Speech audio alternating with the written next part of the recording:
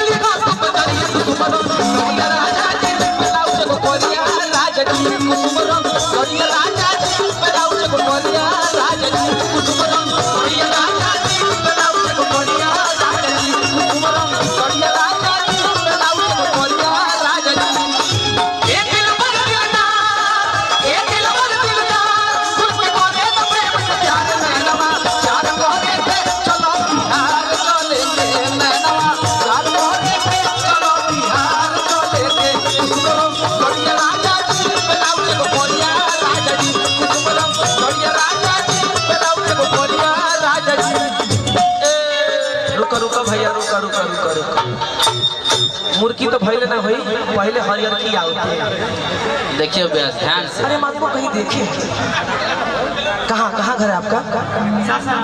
सासाराम। रहती कहाँ है? सासाराम में। अच्छा नंबर दे दीजिएगा।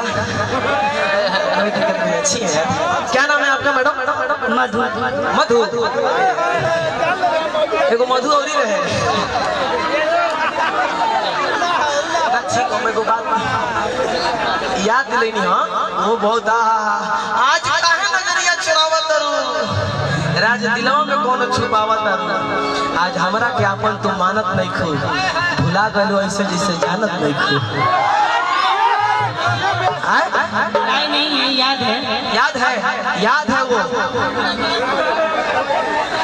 अच्छा कौन बात नहीं मुर्गी देखबा तो भैया अरे कि लाली रे पलंगिया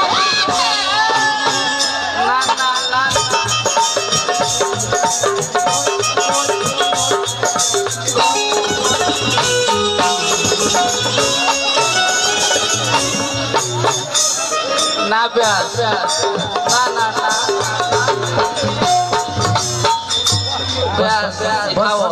बस रूपा से कहो कि 5 गो प्रोग्राम में मेरे साथ घुमा दे।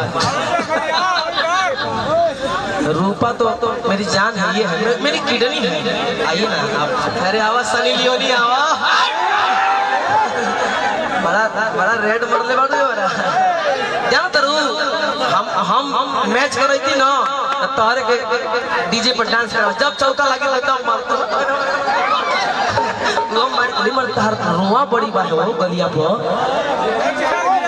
खड़ा हो देखो रुआ देखो खाड़ हो गई बा। चलो कौन बात है मुर्गी मारो ओए जे भैया लोग के सामने मारो मुर्गी मार के सोझा जाइयो। अरे कि लाली रे पलंगिया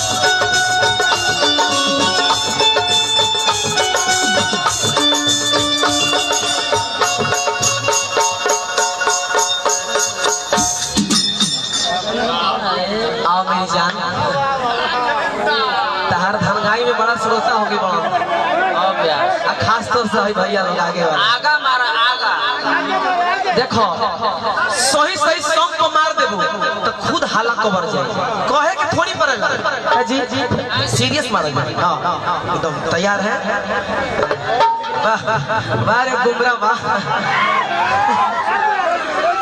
आओ अरे कि लाली रे पलंगिया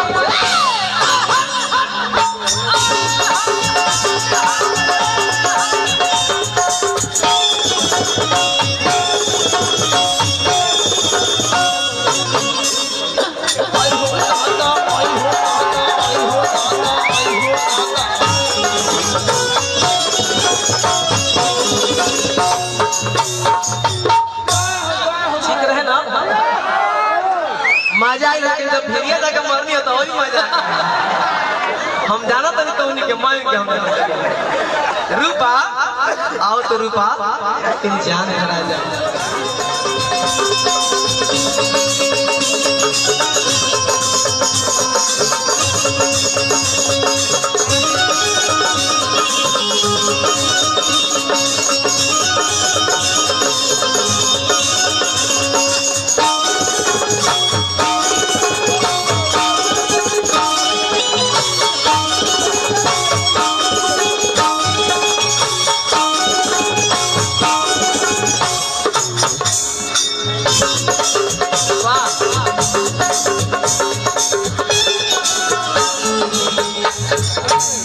तारा चीज पर नया चीज बजा देला हम पूरा शास्त्रीय संगीत से पूरा पूरा शास्त्रीय संगीत बजा देला हम सब भाई इनका फोटो ई गबड़ा गई है जहुआ गई है ना हो बिटू भैया सब लोग उठे सब लोग उठे सब लोग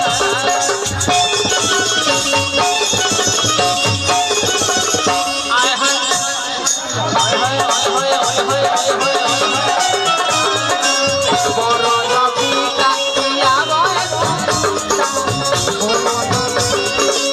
बढ़ जाई सैया तोहारे कविता बढ़ जाई सैया तोहारे कविता जीना मोहे कविता किया बोए संगीता कोरोना टीका ए एगो गाना के बात याद आ गइल पिया मोए मोरनीता पिया मोए मोरनीता बरन बीग